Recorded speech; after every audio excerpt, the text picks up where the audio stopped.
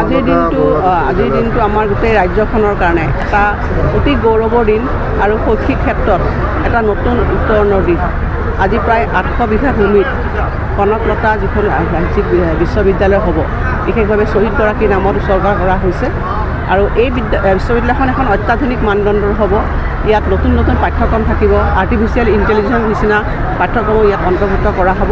আৰু মুখ্যমন্ত্ৰী ডাঙৰীয়াই ইচ্ছা প্ৰকাশ কৰিছে যাতে ভাৰতবৰ্ষৰ কোনোবা উচ্চ মানদণ্ডৰ বিশ্ববিদ্যালয়ৰ লগত ইয়াক টাই আপ হওক আৰু ছাত্ৰ ছাত্ৰীসকলে যাতে ভাল এটা ইয়াত শিক্ষা লাভ কৰিব পাৰে, ভাল কেম্পাছ হ'ব পাৰে, এইখিনি আশা প্ৰকাশ কৰিছে।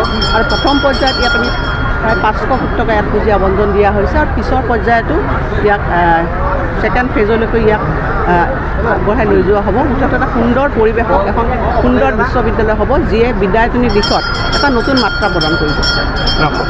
বিশ্ববিদ্যালয়খন সম্পূৰ্ণ কৰাৰ কিমান মান দিন? এতিয়াতো প্ৰথম পৰ্যায়ত প্ৰাৰম্ভিকভাৱেতো 500 কোটি টকাৰ যিটো তেওঁলোকে টেণ্ডাৰ কল কৰিছে, তেওঁলোকৰ মই দেখিছোঁ 2 বছৰ সময় দিয়া হৈছে আৰু ছেকেণ্ড ফেজত হয়তো নতুনকৈ পৰিকল্পনা কৰা হ'ব।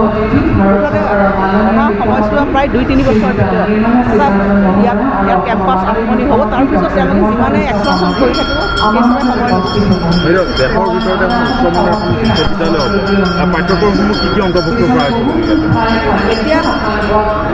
এতিয়া বিভাগে সিদ্ধান্ত লৈছে বা মুখ্যমন্ত্ৰী ডাঙৰীয়াই এইটোৱে নিৰ্দেশ দিছে যে অত্যাধুনিক পাঠ্যক্ৰমবিলাক যিবিলাকত আমাৰ ছাত্ৰ ছাত্ৰীসকলে পঢ়িবলৈ বিচাৰে তাৰ কাৰণে বাহিৰলৈ যাব লাগে, ভাৰতবৰ্ষৰ বিভিন্ন ৰাজ্যবিলাকত যাব লাগে, আমাৰ অসমত নাই। তেনেকুৱা ধৰণৰ পাঠ্যক্ৰমবিলাক ইয়াত অন্তৰ্ভুক্তি হোৱাটো বিচাৰিছে। যেনে আৰ্টিফিচিয়েল ইণ্টেলিজেন্স আজিলৈকে আমাৰ অসমত তেনেকুৱা ধৰণৰ পাঠ্যক্ৰম অন্তৰ্ভুক্ত হোৱা নাই, বা অন্যান্য ধৰণে ইঞ্জিনিয়াৰিং পাঠ্যক্ৰম যিহেতু নতুন ধৰণে কনষ্ট্ৰাকশ্যন কিছুমান আহি আছে, যিবিলাক পাঠ্যক্ৰম ভাৰতবৰ্ষৰ বেলেগ ৰাজ্যবিলাকত আছে অসমত নাই, সেই পাঠ্যক্ৰমবিলাক ইয়াত অন্তৰ্ভুক্ত হোৱাটো বিচাৰিছে। গতিকে আমি আশা কৰিছোঁ যে এখন অত্যাধুনিক উন্নত মানদণ্ডৰ ৰাজ্যিক পৰ্যায়ৰ বিশ্ববিদ্যালয় হ'ব, যিয়ে অকল ভাৰতবৰ্ষৰ অসমৰ ছাত্ৰ ছাত্ৰীয়ে নহয়, ভাৰতবৰ্ষৰ বা ভাৰতবৰ্ষৰ বাহিৰৰ ছাত্ৰ ছাত্ৰীসকলকো ইয়াতে পঢ়িবলৈ আকৰ্ষিত কৰিব। যিকোনো খবৰৰ বাবে যোগাযোগ কৰক 7099017330 লগতে 7099017110 নম্বৰত।